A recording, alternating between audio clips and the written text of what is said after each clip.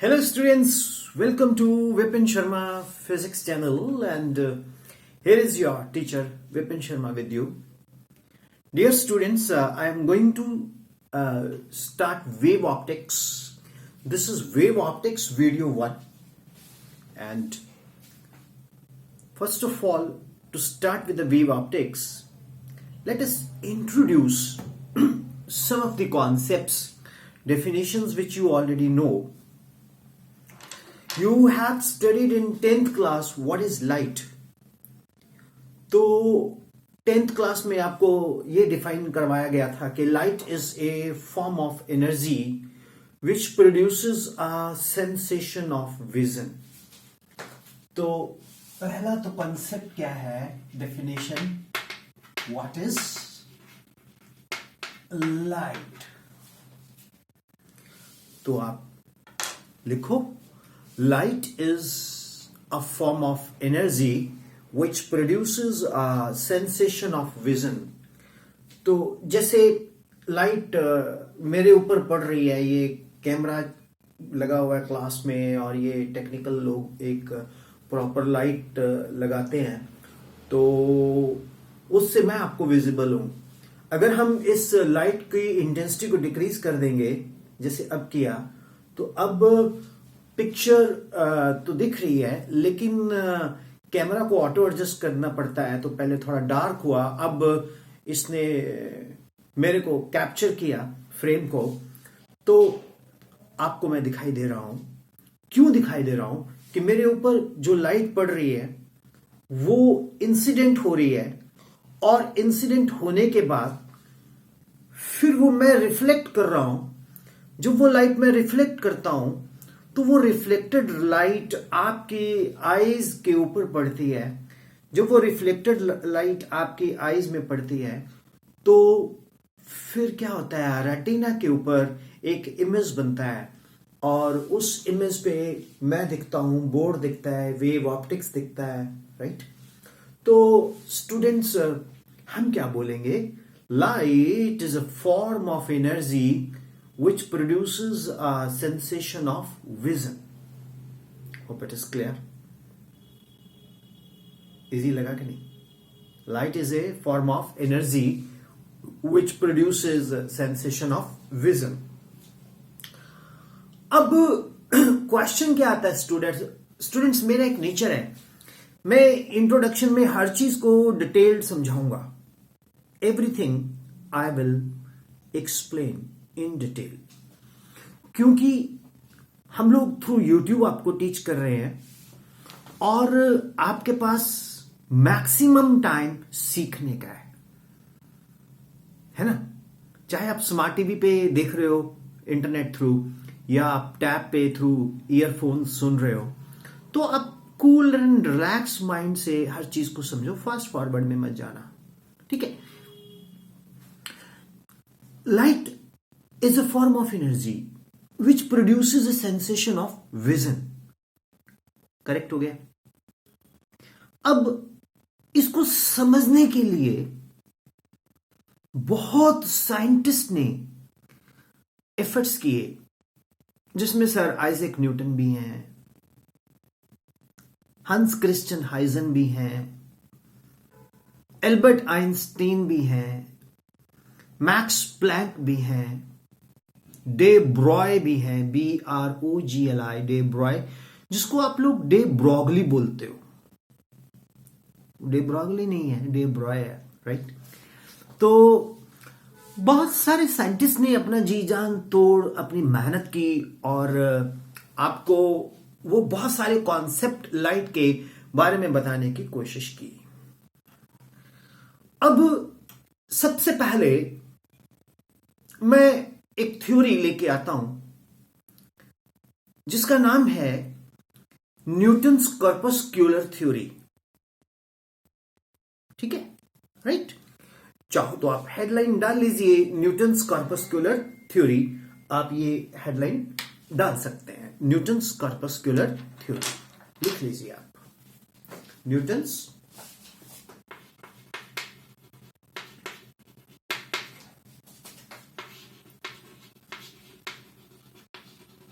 कॉर्पस्क्यूलर theory.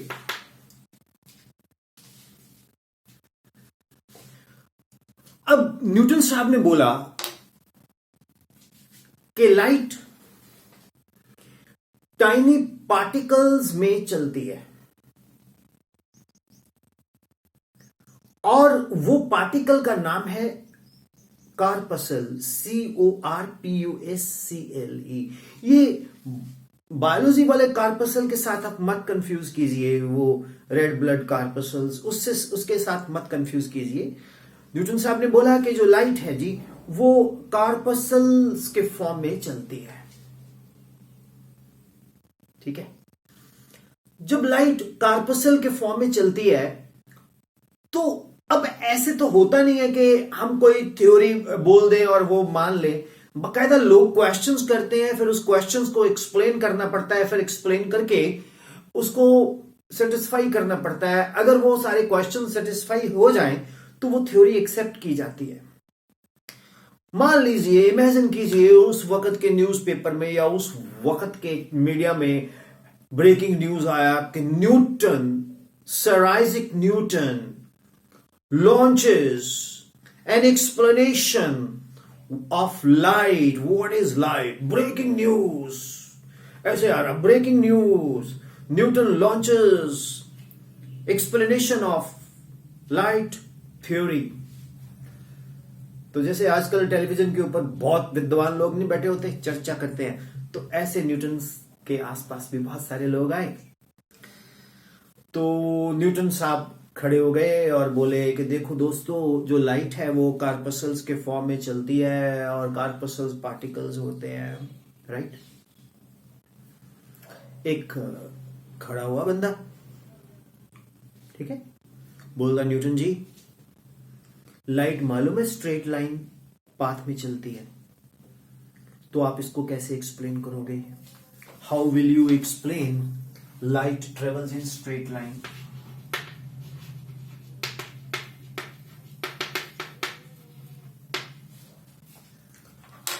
Newton साहब बोले कि देखो भैया, लाइट पार्टिकल्स है, पार्टिकल्स का इनर्शिया है, तो इनर्शिया डायरेक्शन का लगता है। अब देखो, उन्होंने अपनी मैकेनिक्स वाली बात नहीं छोड़ी, क्योंकि न्यूटोनियन मैकेनिक्स और क्लासिकल मैकेनिक्स में ज्यादा लेके चलते हैं वो, तो उन्होंने अपनी वो मैकेनिक्स वाली बात नहीं छोड़ी। बड़े बोलते हैं यार देखो, बड़ा सिंपल है, पार्टिकल है, पार्टिकल का मास है, पार्टिकल का मास है तो इनर्शिया है, तो इनर्शिया ऑफ डायरेक्शन है, तो वो सीधे जाएगा। अब उसका तोड़ नहीं है बंदे के पास आंसर का, वो बैठ गया, ठीक है जी, light travels in straight line because of inertia, खत्म हो गया according to the Newton's corpuscular theory. दूसरा बंदा खड़ा हो गया, सर, हाँ जी बोलो सर, ये आपको मालूम है ना जी, लाइट रिफ्लेक्ट भी होती है। न्यूटन साहब बोलते हाँ होती है। तो सर बताना जरा कैसे होती है? न्यूटन साहब बोलते भैया बड़ा सिंपल सी बात है, जब लाइट जाती है पार्टिकल्स के फॉर्म में, कार्पसल्स के फॉर्म में, वो जाके सरफेस पे टकराती है। जो वो सरफेस पे टकराती है तो टकरा के Newton's law of reaction, third law, forces को एग्जिस्ट इन पेयर, तो एक्शन एंड रिएक्शन, वो बाउंड हो जाती है, रिबाउंड होती है। जैसे कैरम बोर्ड का स्ट्राइकर है, वो जाता है टकराता है, या दीवार पे आप गेंद को मारते हो, गेंद टकरा के पास वापस आ जाती है। तो जो गेंद ना हुई तो गेंद क्या है? कार्पसल है यार, सिंपल सी बात है। अच्छा साहब, आपने तो रिफ्लेक्शंस भी बता दी, तो उन्होंने ये भी पूछा, एक ने पूछा कि सर ये एक मीडियम से जब दूसरे मीडियम में जाती है ना जी, तो ये अपना पाथ कैसे चेंज कर लेती है? डिफ्लेक्ट होती है। जब ये एक मीडियम से दूसरे मीडियम में जाती है तो पार्टिकल्स में क्या आ जाती है? वेरिएशन आ जाती है, ठीक है। क्यों? क्योंकि पार्टिकल जब एक मीडियम से दूसरे मीडियम में जाएगा, उसकी स्पीड पे फर्क पड़ेगा, स्पीड पे फर्क पड़ने से वेलोसिटी पे फर्क पड़ेगा, तो उसकी डायरेक्शन बदल जाती है। तो न्यूटन साहब ने जो फिनोमेनन ऑफ रिफ्रैक्शन है उसमें एक और पॉइंट ऐड कर दिया कि एटमॉस्फेयर के अंदर और से पार्टिकल्स भी होते हैं, तो उसके साथ इनकी जब इंटरफेरेंस होती है तो ये मुड़ जाती है लेफ्ट राइट, तो ये इस तरह से रिफ्रैक्शन हो जाती है। अब भैया जब आपको कुछ समझाया जाता है या आपको कुछ एक्सप्लेन किया जाता है तो आपको आपके क्वेरी के आंसर को क्लियर कर दिया जाता है और आपके पास उसमें डाउट नहीं रह जाता, तो आपको एक्सेप्ट करना पड़ जाता है कि हाँ भैया ये न्यूटन्स कॉर्पस्कुलर थ्योरी ठीक बोली न्यूटन साहब ने। अब क्या है कि Newton साहब was not able to explain, later stage पे polarization, interference, diffraction, तो ये थ्योरी फिर डिस्कार्ड कर दी गई। बोल तो नहीं हो रहे आप लोग? भैया देखो बात सुनो, मैं आपको लिखने को नहीं कह रहा, मैं आपको समझा रहा हूं, ठीक है? ये चीजें जब आप किताब में पढ़ोगे तो आपको शायद थोड़ा सा उस तरह से ना कंफर्टेबल लगता हो, आप इसको स्किप कर देते हो। तो इंटरनेट टीचिंग, ऑनलाइन टीचिंग और यूट्यूब टीचिंग का ये एडवांटेज है कि आपके पास चॉइस है, ठीक है ना? तो आप इसको डिटेल में बैठ के सुन सकते हो, इससे आपकी बेसिक कॉन्सेप्ट सब्जेक्ट का और स्ट्रांग होगा बॉस। एकदम से सीधी थोड़ी आप पैदा होते ही भागना शुरू कर दिया था, मिल्खा सिंह बन गए थे, नहीं ना। स्टेप वाइज समझो यार, साइंस वाले है ना, तो पेशेंस बहुत जरूरी है, पेशेंस बहुत जरूरी है। तो पेशेंस के साथ सुन रहे हो ना मैं जो कह रहा हूं, क्या कि Newton theory of corpuscle, Newton's corpuscular theory of light, Newton's corpuscular theory of light was not able to explain interference, diffraction, polarization, etc. लेकिन it was successfully able to explain that light travels in a straight line. Light can be diffracted. It was not able to explain that how the interference phenomenon of light takes place, how diffraction of the light takes place. So Newton's corpuscular theory was just able to explain only that light travels in a straight line, right? Light can be reflected, right? Newton was not able to explain the corpuscular theory. Newton's corpuscular theory was not able to explain interference, diffraction, right? Polarization, right? As a result, this theory was not accepted later.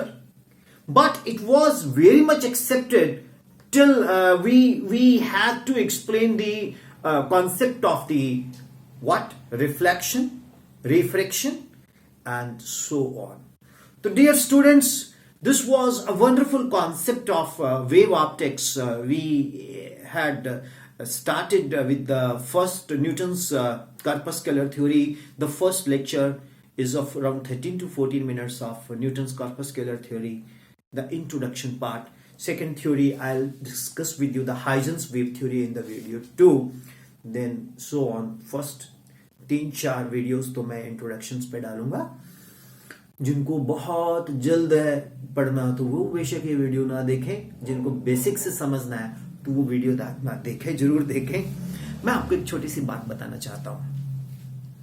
हमारे देश को अच्छे engineers, अच्छे doctors नहीं चाहिए, वो है, हमें चाहिए साइंटिस्ट। और वो साइंटिस्ट कब बनेंगे? जब उनके बेसिक्स कॉन्सेप्ट्स क्लियर होंगे। होता क्या है, जो बहुत अच्छी क्रीम है, वैसे तो सभी क्रीम है मेरे लिए, वो तो आईआईटी में निकल गई, एम्स में निकल गई, ठीक है, उसके बाद वो जॉब पैकेज में निकले और वो रिसर्च को भूल जाते हैं। तो हमारे कंट्री को क्या, पूरे वर्ल्ड को हमें कौन चाहिए? हमें चाहिए साइंटिस्ट जो नई नई चीजें स्टडी करे, जो नई नई चीजें लेके आए। मेरी बात को फॉलो करते हो? तो मेरा यूट्यूब चैनल में आपका उस तरफ इंटरेस्ट बढ़ाने को बहुत मन है। और मैं एक साइंटिस्ट अरिस्टोटल के बारे में बताया था, अभी मैं और भी डालूंगा, देखते जाना। और thank you for this lecture. और इसको बेस्ट तरीका क्या है इस चैनल को यूज करने का? Go to the playlist and वहां पर चैप्टर वाइज। तो ये wave optics video 1, The first concept was Newton's corpuscular theory of light. Thank you. अगला आएगा video 2 Huygens wave theory. Right? Thank you.